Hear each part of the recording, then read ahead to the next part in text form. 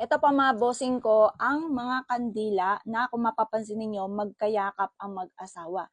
Ito po, may iba't ibang meaning. Lahat po yan ganyan, nagkayakap para magkasama forever sa hirap at ginhawa mga boss. Ito pong kulay pula po natin mga bossing ko, ay magkayakap po sila. Ito kapag yung mag-asawa ay laging minamalas. Yung bang parang kahit anong gawing kayod nilang mag-asawa ay parang sa wala.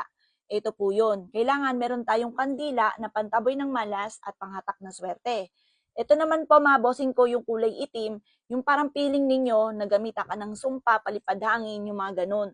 At or kaya po, lagi na lamang pong may karamdaman ang bawat isa, pwede rin po yun. Kasi mga boss, ang sumpa, hindi lamang po yan yung ikaw po ay pagsasaktan ng tiyan, kung ano sisibol, hindi ganon.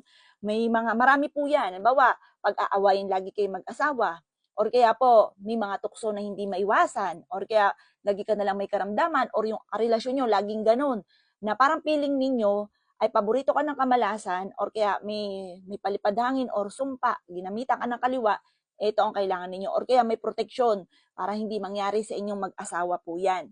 Mainam meron kayong ganito. Tapos ito naman, kapag laging nag-aaway, or laging may karamdaman, or parang napakilap ng swerte, laging nag-aaway tungkol sa pera, mga tukso rin na hindi maiwasan, or kaya po, yun nga po, pagdating sa usapin ng kulay blue, yan po ay for healing, for happiness, and for wealth, mga bossing. Tatlo yung meaning po niyan. Kaya kung ikaw po ay laging malulungkutin, may problema kayo ng inyong karelasyon, ito kailangan nyo yung kulay blue.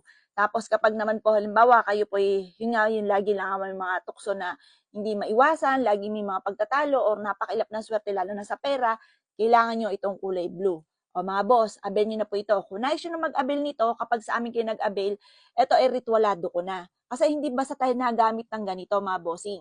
Minsan kasi mga bossing parang wa-effect. Kapag sa amin kayo nag-avail, ito po ay naritualan ko na ng 7 beses na biyernes mga bossing. Naritualan ko na ito. Para kapag kayo nag-wish dito, sagrado na po siya, matupad ka agad kung ano i-wish po ninyo.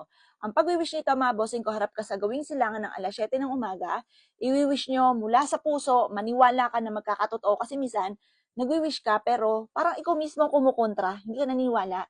Ay siya wa-effect po yung kapag po ganun. Kaya kailangan naniniwala ka. Pagkatapos nyo po mag-wish, sa kanya siya sisindihan pagtapos ka na.